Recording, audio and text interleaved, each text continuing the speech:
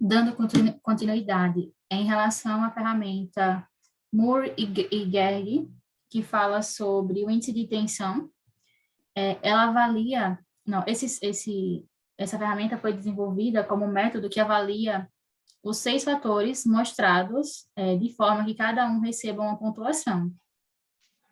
E o resultado da multiplicação entre essas pontuações fornecerá, então, esse índice de tensão, que é o resultado final desse método, onde vai ser que o índice de tensão, que é o SI, menor que 3, ele será seguro, o SI entre 3 e 5, ele é incerto, o SI entre 5 e 7 vai apresentar algum risco, e o SI maior que 7, ele apresenta um alto risco. Tem ainda esses 6 fatores que serão avaliados. Trata-se de o FIT, que é o fator de intensidade do esforço, onde ele pode ser classificado entre...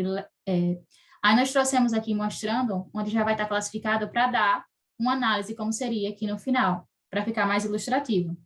Aí o FIT, ele vai ser o fator de intensidade do esforço, onde pode ser classificado de leve, algo pesado, pesado, muito pesado e próximo do máximo. O FDE, que significa fator duração de esforço, onde pode ser classificado aqui entre menor que 10% do ciclo, de 10% a 29%, de 30% a 49%, de 50% a 79% e maior ou igual a 80% do ciclo. O FFE, que é o fator frequência do esforço, pode ser classificado entre menos que 4 por minuto, de 4 a 8 por minuto, de 9 a 14 por minuto, de 15 a 19 ou de 20 ou mais por minuto. Em relação ao FDMP, que significa fator postura de mão e punho, pode ser classificado como muito boa, boa, razoável, ruim ou muito ruim. Em relação ao fator ritmo de trabalho, que é o FRT, pode ser classificado como muito lento, lento, razoável, rápido e muito rápido. E o FDT, que é o fator duração de trabalho, pode ser classificado ainda como 1 hora por dia ou menos, 1 a 2 horas por dia, 2 a 4 horas, 4 a 8 horas ou 8 horas por dia ou mais. E aí, baseado aqui nesses valores que foram dados ao longo, como a gente foi marcando, aí vai ter essa multiplicação, onde o valor resultante aqui foi do SI, do fator do índice de tensão foi 6, e ele foi classificado, então, entre 5 e 7 com algum risco. Em relação ao método TLV-RAL, que significa... O TLV vai falar em relação ao valor limite, e o RAL significa nível de atividade da mão. Esse método, ele foi desenvolvido pela Conferência Americana de Higienistas Industriais, onde ele permite a avaliação dos fatores de risco do trabalho associados a distúrbios osteomusculares da mão e do punho. A avaliação é feita sobre o nível de atividade da mão, que recebe uma pontuação entre 0 e 10, e o pico de força, que também recebe uma pontuação que varia entre 0 e 10. Então, vai acontecer da seguinte forma: vai ter o nível de atividade da mão, onde você vai classificar a mão direita de 0 a 10, ou a mão esquerda de 0 a 10, e a descrição vai se dar da seguinte forma, onde 0 significa mão ociosa a maior parte do tempo, sem esforços regulares. O 2 vai ser pausas muito longas, movimentos muito lentos. O 4, muito esforço lento e constante, pausas breves e frequentes. O 6, movimento barra esforço constante, pausas infrequentes. 8, movimento barra esforço rápido e constante, sem pausas regulares. E o 10 vai ser movimento rápido e constante, difícil de manter o esforço contínuo. E aí temos aqui, como já foi mostrado, o nível de atividade da mão, onde vai ter essa avaliação, que é o resultado do método, vai se dar da seguinte forma: a pontuação do método é obtida através da seguinte fórmula, que vai ser o pico de força dividido por 10, que é o nível de atividade da mão, e a interpretação do resultado vai ser se dará baseado nessa tabela aqui. Menor que o nível da mão vai ser 0,56, entre o nível de ação, 0,56, e o valor limite, 0,78, e maior que o valor limite, que é 0,78. E ainda tem a análise do pico de força, que vai ser da mesma forma que o anterior. Você vai classificar, né, de 0 a 10, a mão direita, tanto a mão direita quanto a mão esquerda, e a descrição desse pico de força se dará da seguinte forma: de 0, que será ausente, 0,5 extremamente fraco, 1 muito fraco, 2 fraco, 3 moderado, 5 forte e 7 muito forte. E o 10 vai ser extremamente forte.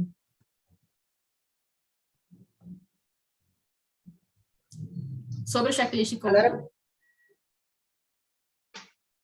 Agora falando sobre o checklist Couto, assim que a gente abre lá no programa, ele mostra a opção de selecionar qual a versão que a gente quer utilizar. Tem a versão 2007 e a versão 2014. Essa daqui é a versão 2014. E aqui de início, ele já traz aqui, clicando em informações, ele traz para a gente dizendo que ele não deve ser utilizado para definir se um trabalhador está ou não em risco de lesão de membro superior, nem como ferramenta única, nem também para determinar nexo entre um distúrbio ou uma lesão de trabalho. Essa primeira parte aqui dessa imagem, que tá marcada aqui em itens de qualificação, ela traz algumas perguntas, que caso essas perguntas estejam relacionadas com a tarefa executada pelo trabalhador, já configuram uma condição ergonômica ruim. Aí, seguindo, o checklist é dividido em duas partes, tem a parte 1 e a parte 2. Pode passar, por favor. Pode passar, por favor. Isso. Aqui, na verdade, aqui falando inicialmente sobre como é feito esse resultado. Como eu ia dizendo, ele é feito de duas partes, tem a parte 1 e a parte 2. Nessas partes, são feitas questões que esse trabalhador vai responder, e cada pergunta que for marcada com a opção sim, é contabilizado um ponto. Então, o resultado vai ser a somatória dessas questões marcadas com a opção sim. E conforme lá o resultado que for fornecido, basta simplesmente olhar aqui na tabelinha e avaliar e observar qual é o resultado. Qual é a condição biomecânica. Aí ele classifica aí como condição biomecânica excelente, boa condição biomecânica razoável, condição biomecânica ruim, condição biomecânica péssima. Pode passar, por favor. Isso, essa aqui é a primeira parte, né, que questiona aqui. O trabalhador executa atividade mantendo o tronco em vertical, entre outras questões, ou seja, são relacionados à tarefa que o trabalhador está executando naquela posição. Pode passar, por favor. E a parte 2 também com relação à tarefa que é executada, como que é executada, sobre o espaço também, e a questão do que ele utiliza, o que ele precisa para executar essa tarefa. Pronto. Agora, partindo para o questionário bipolar, ele é aplicado com o intuito de localização da dor, né? Ele informa aqui que ele é uma ótima ferramenta para ter controle de onde os trabalhadores mais sentem dor para análise e futura intervenção. Então, ele é feito aqui como se fosse uma tabelinha, ele divide o corpo em 18 partes, e ele avalia a região, né, do corpo, conforme o desenho e a divisão, avalia a parte do corpo, que é aquela que o trabalhador relata dor, a frequência, que pode variar de 1 a 5, vezes recorrente na semana, né? Sendo 5 presente, que essa dor estaria presente todo dia. Ele avalia também o lado e a evolução durante a execução da sua tarefa, na primeira hora de trabalho, na quarta hora de trabalho e na 8ª hora de trabalho. Então, ele pode também... Ele pode também, ainda o questionário bipolar, ele pode também, na parte de controle de dor, como ele traz como sendo uma ótima ferramenta para fornecer uma análise, ele pode trazer as informações de todos os trabalhadores e fornecer uma porcentagem de cada local citada pelos trabalhadores. Pode passar. O método QSC, ele foi desenvolvido, né, com o propósito de permitir ao avaliador e ao trabalhador responderem algumas perguntas e serem formuladas as suas pontuações. Então, tem uma primeira parte que é o avaliador que responde e tem outra parte que o avaliador ou que o trabalhador responde. O avaliador ele vai responder basicamente sobre partes do corpo e como são posicionadas durante a realização da tarefa. Já o trabalhador, ele responde questões específicas da sua tarefa que é realizada, como a carga, o tempo, o nível de força, exigência visual, entre outras questões. Aí, após respondida as questões tanto do avaliador quanto do trabalhador, o resultado ele vai ser dividido conforme as respostas do avaliador, que são sobre as regiões do corpo, né? Regiões do corpo como as costas, ombros, punhos e mãos, e braços também, pescoço, e tendo cada uma da pontuação de cada uma dessas regiões. E sobre a tarefa, que são as respostas respondidas pelo trabalhador, vai ser também dada uma pontuação, considerando aí os aspectos de vibração, direção, ritmo e estresse. Pode passar, Mãe. Aqui é uma resposta hipotética, que vocês podem ver que, conforme a resposta ali que foi feita do trabalhador e do avaliador, ele foi gerando a pontuação. Então, essa pontuação, ela varia para cada aspecto que ele bota aí como pontuação, tem uma variação dos pontos.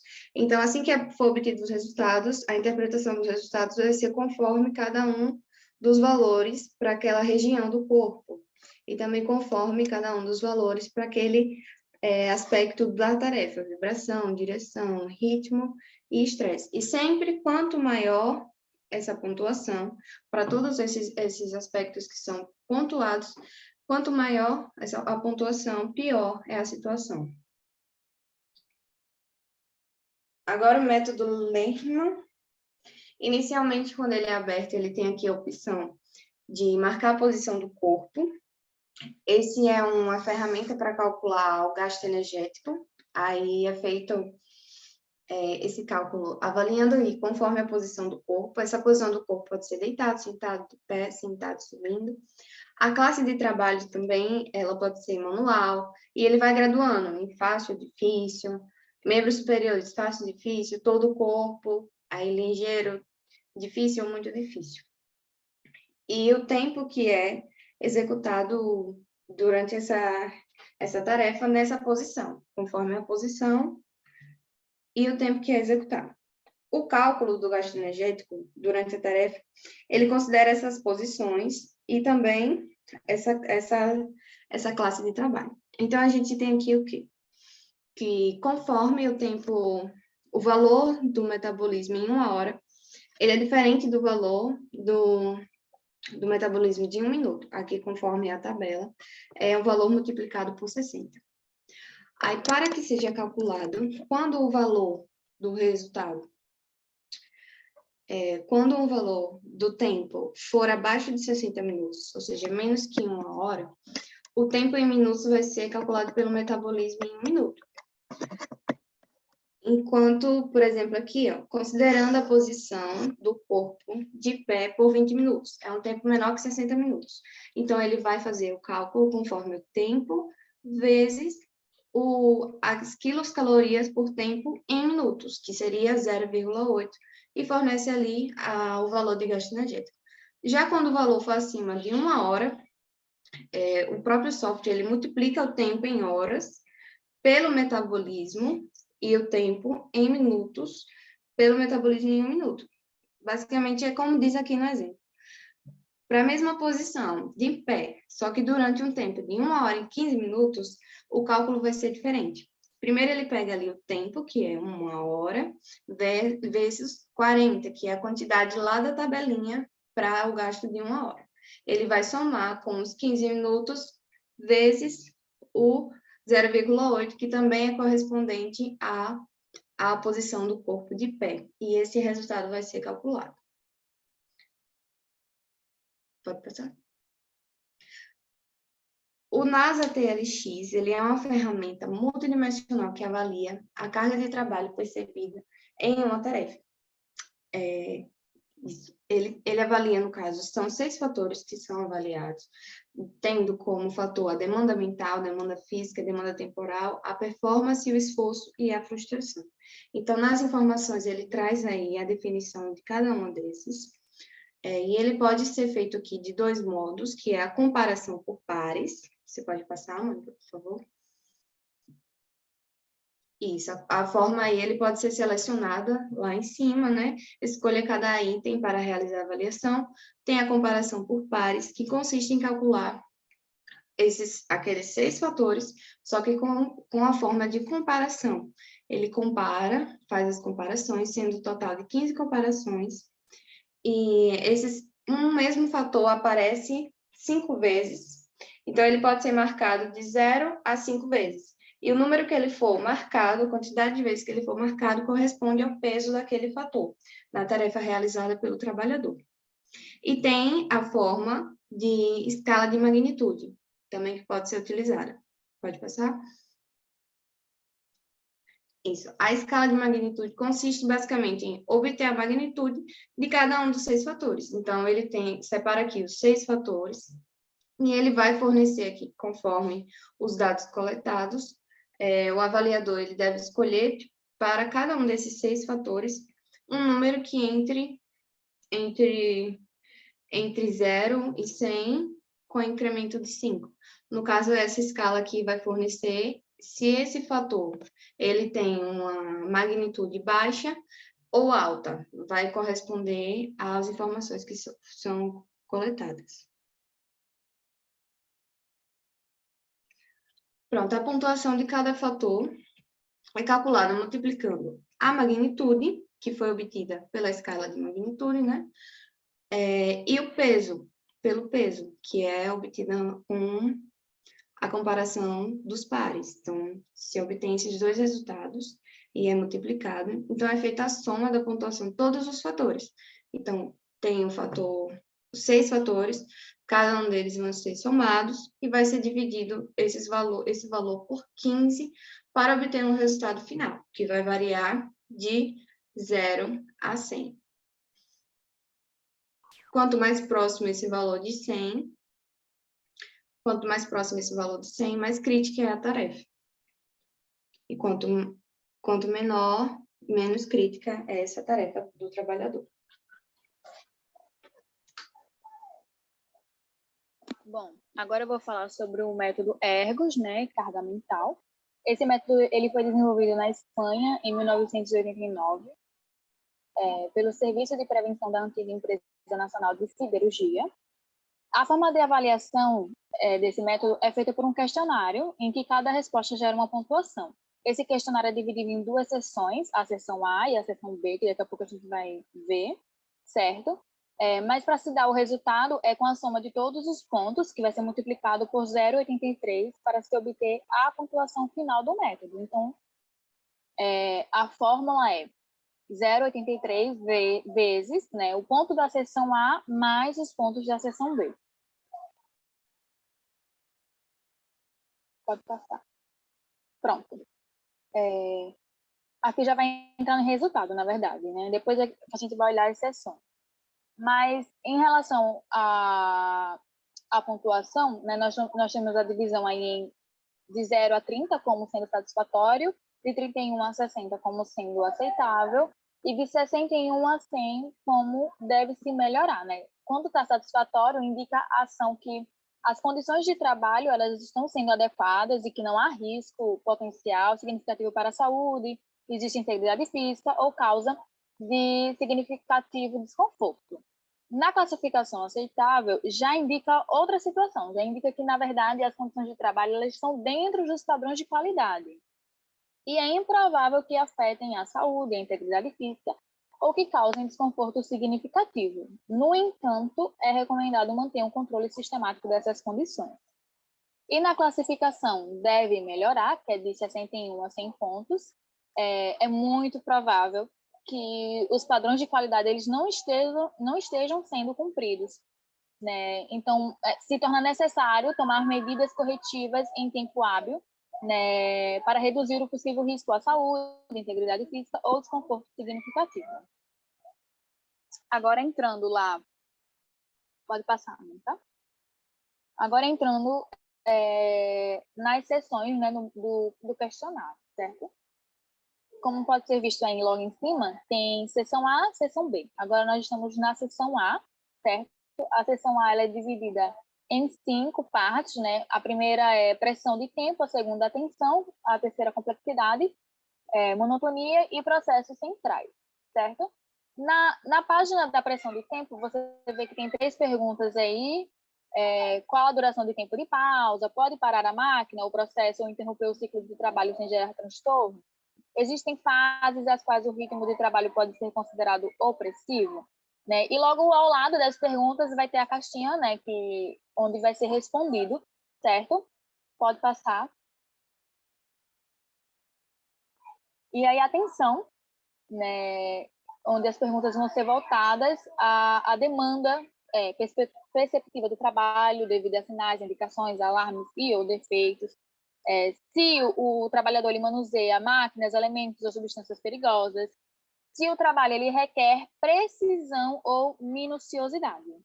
O próximo é a complexidade, e ele vai estar avaliando se o trabalhador, durante o trabalho, ele vai requerer o uso frequente de documentos, manuais, etc.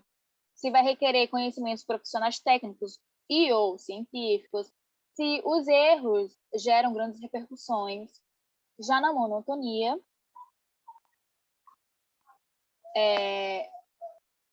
vai buscar saber se realiza em seu trabalho várias funções, tarefas e ou operações. Se em trabalhos repetitivos ele pode revezar as atividades com outros colegas, se aparecem com frequentes alterações ocupacionais no processo.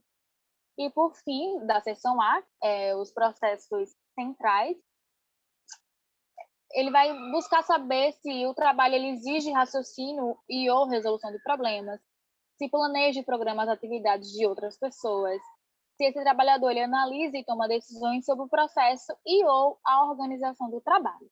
Aqui se encerra a seção A e aí começa a seção B. A seção B ela é dividida em iniciativa, isolamento, horário de trabalho, relação no trabalho e demandas gerais. E na iniciativa, o questionamento é se pode modificar livremente a ordem das operações que realiza, se esse trabalhador ele pode resolver os incidentes do posto por seus próprios meios, se esse trabalhador ele tem autonomia para planejar e ou executar o trabalho. Em isolamento, o questionamento é se ele está isolado fisicamente, se para desenvolver corretamente o trabalho é necessário se relacionar com os colegas e se ele pode se comunicar verbalmente com os colegas. Já em horário de trabalho, são 2 perguntas apenas: qual é o tipo do horário de trabalho e se ele costuma prolongar a jornada de trabalho. Relações no trabalho, se o trabalho desse trabalhador é realizado em equipe, se há relacionamento com pessoas que fazem outros serviços, tanto externo quanto interno, se o posto de trabalho requer muitas e variadas ordens de comando. E, por fim, demandas gerais. Se esse trabalhador ele deve supervisionar o trabalho de outras pessoas, se ele tem responsabilidade sobre pessoas em instalações, se ele deve escrever ou preencher relatórios técnicos, cartas e etc. No mais, são essas os questionários do método Ergos Carga Mental, tanto da seção A quanto da seção B. Agora nós vamos para análise de imagem, certo? Nesse software, o usuário ele pode abrir uma imagem, né? Lá, assim que você abre o Ergolândia, aplicar grades lineares, polares ou ambas, e ainda calcular ângulos em locais selecionáveis da imagem. Aqui nós colocamos uma imagem como sendo exemplo, certo? Só para a gente vislumbrar um pouco como que isso funciona lá no software. Vai mostrar aí que tem uma linha, né, que forma um ângulo. Aí mesmo no software vai mostrar lá o ângulo, que foi 49,94 e etc. Pode passar. Análise de vídeo, certo? Assim como análise de imagem, o software ele também permite análise de vídeo. E ela tem uma importância porque ela vai avaliar posturas, né? O tempo de permanência em cada postura desse trabalhador, o tempo do ciclo de trabalho, possíveis melhorias na tarefa, registro de situações ergonomicamente incorretas e etc. Então, o usuário do software vai poder reproduzir esse vídeo em 3 velocidades diferentes, aplicar zoom, regular o volume e ainda dar uma pausa em qualquer momento durante a reprodução do vídeo para poder fazer uma análise mais criteriosa. Bom, a antropometria. As medidas que são utilizadas nesse software foram retiradas de tabelas sobre distribuição antropométrica de partes do corpo, e o seu estudo é uma excelente forma na definição de medidas de projetos para mobiliários, máquinas, equipamentos e ferramentas para que fiquem ergonomicamente corretos. A seguir, vocês vão ver uma simulação também. Pronto. Aqui nós fizemos uma simulação com um indivíduo de 1,60 m, só para ter um vislumbre de como que funciona dentro do software, certo? Como eles fazem as medições, e aqui é justamente para facilitar, na verdade é uma forma, né, de definir medidas de projetos, por exemplo, para maquinários, para mobiliários e etc., porque eles já dão as medições correlacionadas àquela estatura do indivíduo. Pode passar. Bom, e outra ferramenta é o cálculo de força, certo? Logo de início, você vai mostrar vários tipos de cálculos, vai falar que em muitos casos é necessário saber qual a força que o trabalhador ele está fazendo ou ele irá fazer para transportar uma carga, né? Tanto para levantar, quanto para empurrar. Pode passar.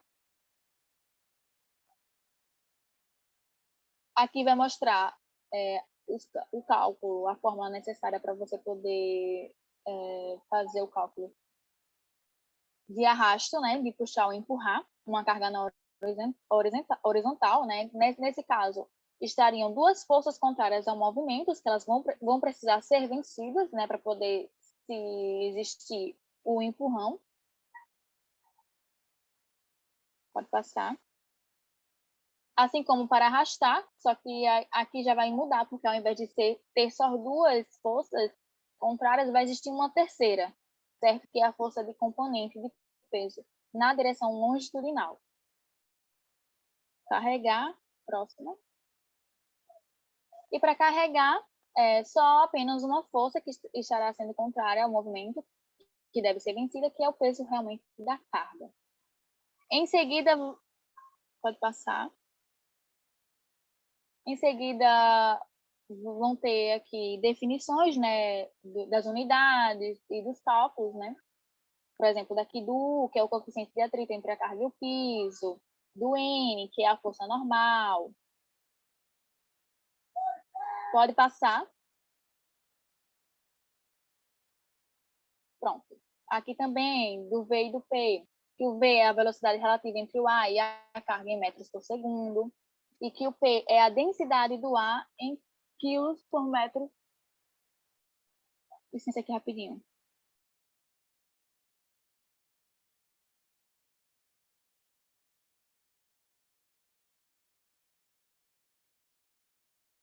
Perdão, voltei.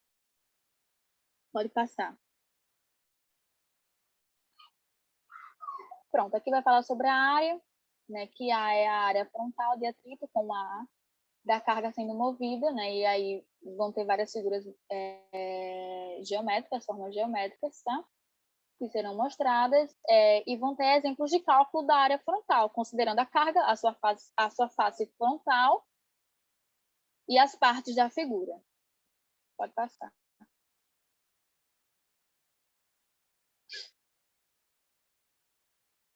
E, por fim, o CD, que é o coeficiente de arrasto. O seu valor ele depende da forma da face do corpo voltada para o fluxo.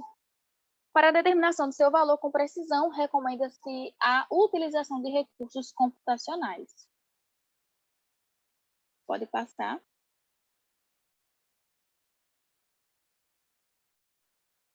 Então, aqui é o cálculo de força. Aqui nessa imagem é onde, de fato, ali vai ser realizada pelo software. No caso, tem as opções de carregar uma carga, arrastar uma carga no plano horizontal ou arrastar uma carga no plano inclinado. Quando você clicar aí no... Volte, por favor, Mônica. Obrigada. No carregar uma carga, certo? Aí você clica nele, ele vai pedir a massa da carga em quilos, e aí você vai calcular a força que é necessária para você carregar essa carga. Pode passar. No arrastar uma carga, vai ter a massa da carga e o coeficiente de atrito com o peso, e aí você vai calcular e vai te dar a força necessária para que você possa arrastar essa carga. Pode passar. E para arrastar uma carga no plano inclinado, vai ser necessário colocar aí a massa da carga, o coeficiente do atrito com o piso e o ângulo de inclinação, certo? Para que você possa gerar a força necessária para arrastar essa carga no plano inclinado. Bom, era só isso que nós tínhamos para passar.